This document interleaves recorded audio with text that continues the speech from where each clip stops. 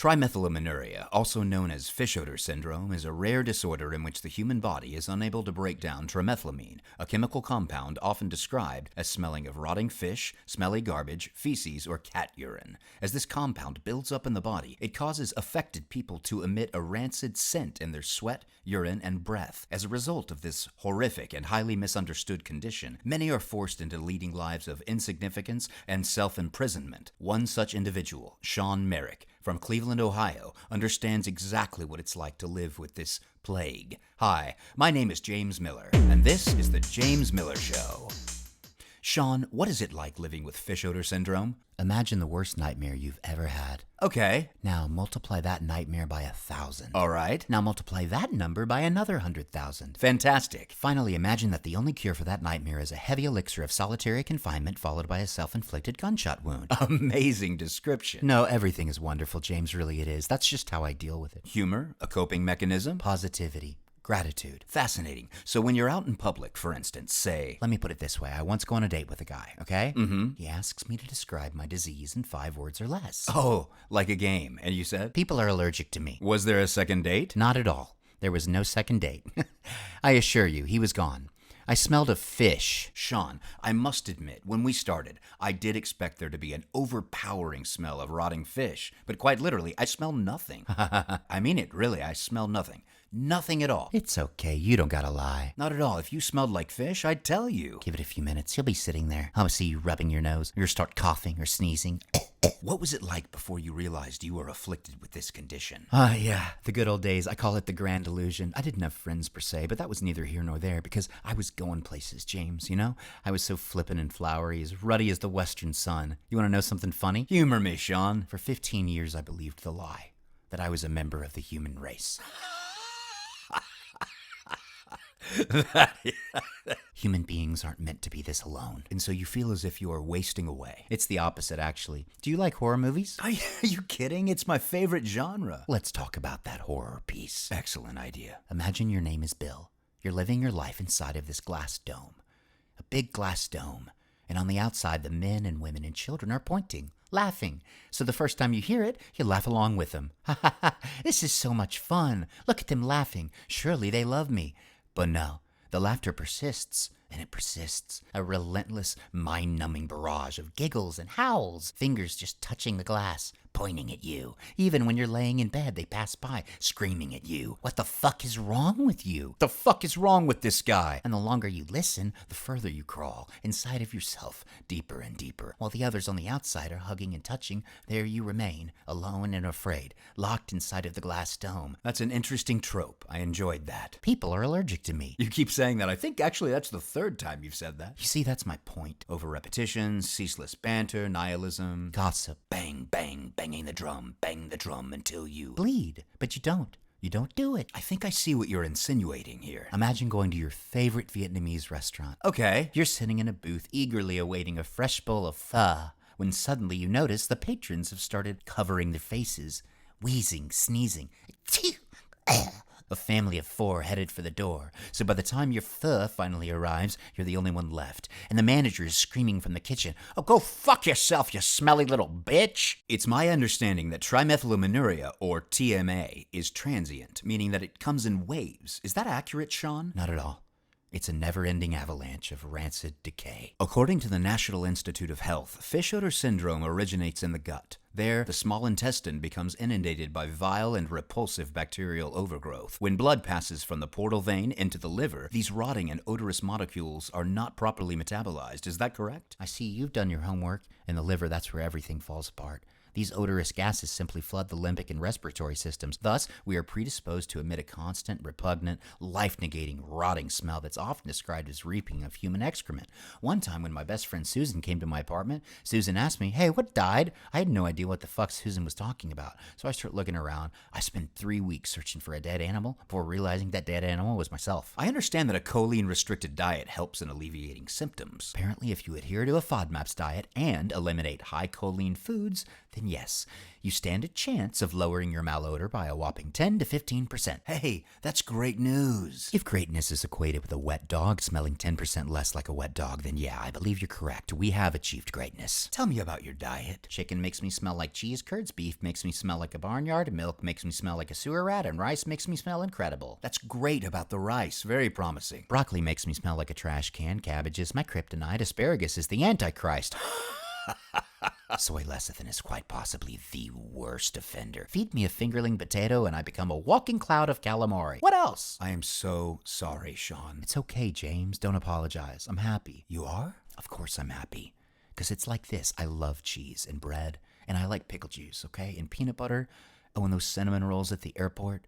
I love canned sardines. Bean soup is a thrill. I call it Bean Soup Saturdays. It's 15 bean soup with sausage and lentils and potatoes and leeks all stirred into a big grease ball. And apparently, if I just cut all that out, I will no longer reek of rotting fish bones 100% of the time. Instead, I'll reek of it 85% of the time. Yay me! And does it work? How the hell would I know? The nose can't smell itself, James. The nose gets accustomed to its own scent. None of us know what we look, smell, sound, taste, or feel like. So unless you're like me, and your urinary excretions retain the scent of 3-day-old halibut, you're fucked. How old are you now, Shaun? I'm 37 years old, and I'm proud of it, James. And is there any treatment for this condition? Nah, just a urine test that you ship off to a lab in Colorado Springs. That and a bunch of internet fodder about the benefits of copper chlorophyll and activated charcoal. When was the last time you appeared in public? The other day. For example, I was shopping for produce at the city market. Vegetables and oats and coconut juice. Suddenly, as a couple passed by me, they were holding their noses, pinching them. And I began to look this way and that. Oh, heavens me, I thought.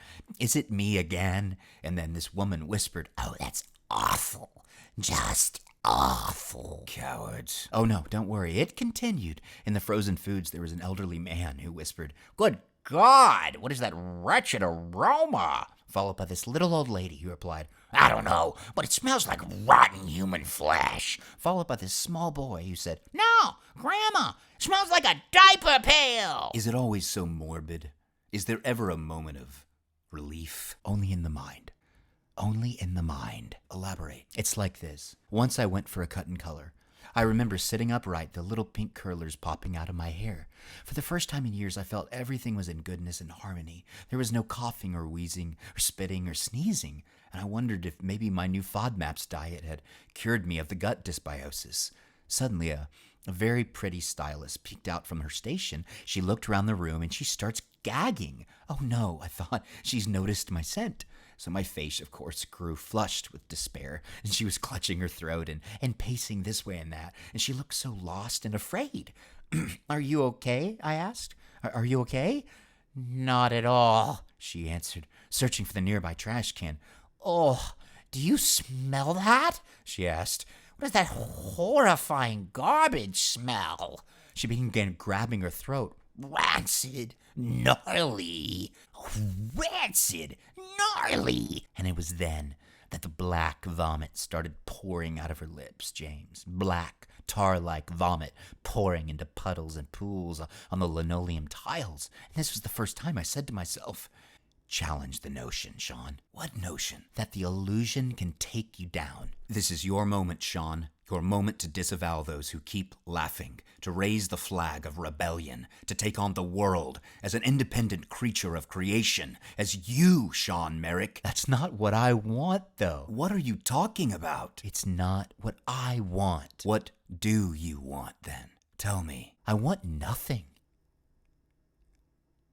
I want nothing. What? This. This is all I want. To sit here with you right now. To enjoy this cup of coffee.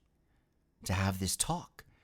To sit there at this table with this nice stranger and talk about nothingness.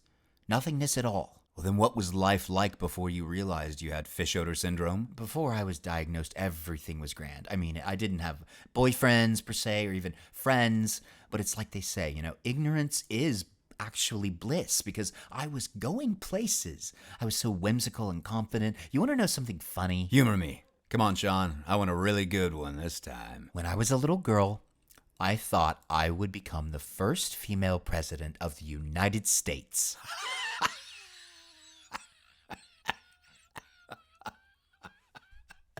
Amazing. That's good. Oh, I love it.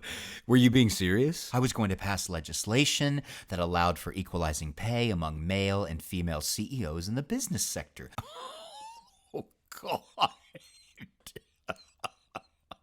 That's an incredible joke. I love these. These are fantastic. Wait, are you telling a joke, or were you? I was going to rip apart large conglomerates who monopolize industry with their inflated advertising. You got it. You've got me on. These are great. You are good.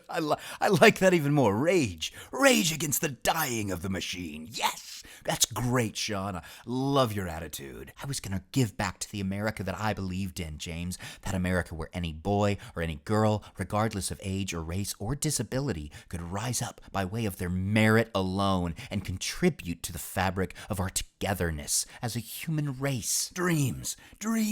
That dream is dead now. Now, I just want emptiness. Shaun, when did your dream die? Age 11, I remember it like yesterday in the dressing room after gymnasium class. Okay, so there was this beautiful little girl, Mary Smith Danielson, and Mary was so pretty and tiny, and she was well liked by all the popular boys. And I remember she smelled just like fabric softener. All the boys had a crush on Mary Smith Danielson. She was so perky and intelligent. She wore her jeans so tight on her legs and had this perfectly combed hair.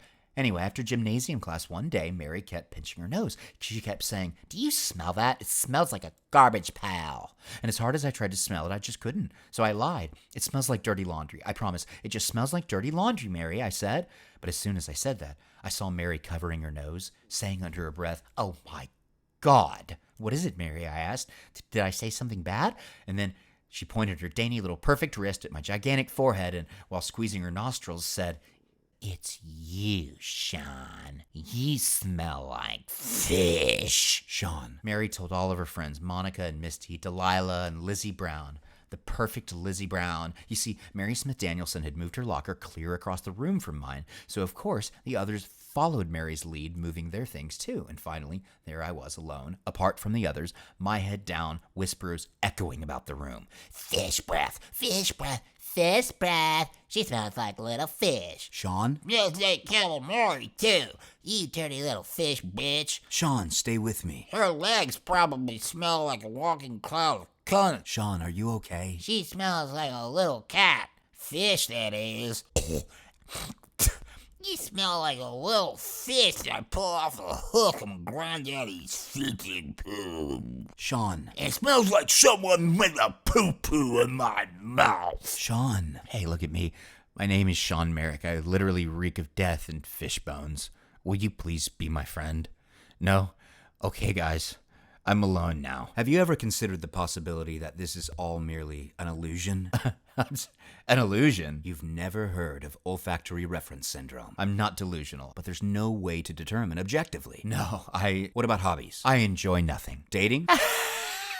What about work? Tell me about that. I get fired from every job. It's always the same excuse. Oh, what I didn't tell you about the merger? Unfortunately, we're replacing you with Tracy. But Tracy does the same job as me, and I thought I was doing an effective job. But Tracy is a part of the merger, and we're going... Shut the fuck up. You're fired. Oh, but I know the truth. Nobody wants me around the office. I once gave a speech in college, and it was for the winners of the Young Democrats League of Honors. We packed thousands into that gymnasium, and after the keynote speaker began his address, I could hear coughing, violent coughing, spreading about the room. Whispers shot out, laughter, the sounds of ugh, and that's horrifying, and what on God's earth is that reeking smell? And hey, who thought it'd be funny to bring a can of sardines, leave it under the seats? And then, hey, what is that smell? It smells like when thousands of people are literally burned alive. I think they call that the Holocaust, Hank. That's literally what this fucking smells like, you bitch. Ugh, it's like a rotting dumpster. Garbage fire. Shaun, you have olfactory reference syndrome. What is that? And why do you keep saying that? It means nothing. According to Wikipedia.net, Olfactory Reference Syndrome, better known as ORS, is a psychiatric condition in which there is a persistent false belief and preoccupation with the idea of emitting abnormal body odors, which the patient thinks are foul and offensive to other individuals. People with this condition often misinterpret others' behaviors, e.g. sniffing or touching nose or opening a window, as being referential to an unpleasant body odor, which in fact is non-existent and cannot be detected by other individuals. It's an illusion. This disorder is often accompanied by shame, embarrassment, significant social distress, avoidance behavior, social phobia, and social isolation. This is a very real condition, Shaun, and I believe you may just have it. No, this isn't in my head, James. It's okay. Shaun, I'm just saying, look into it. I'm not a doctor.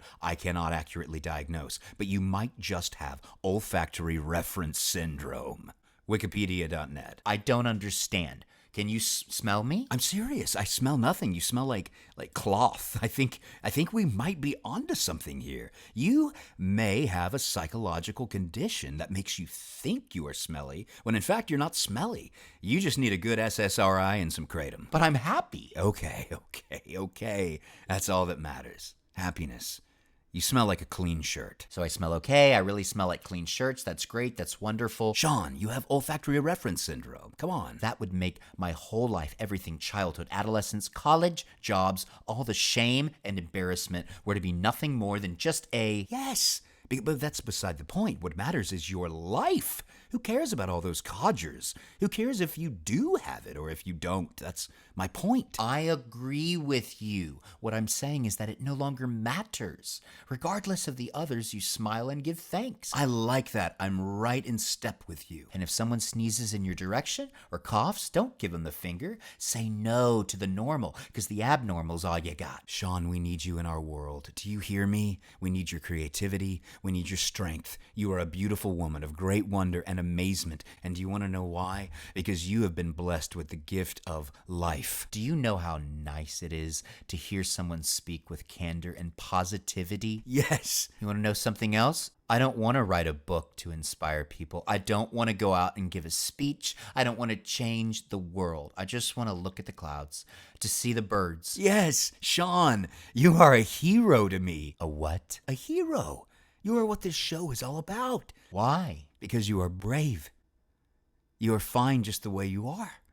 Do you hear me? You are what? Enough. Oh, God. Wait, James? What is it, James? You'll have to... God, you're going to have to excuse me for a... Whoa, what is that? Oh, no.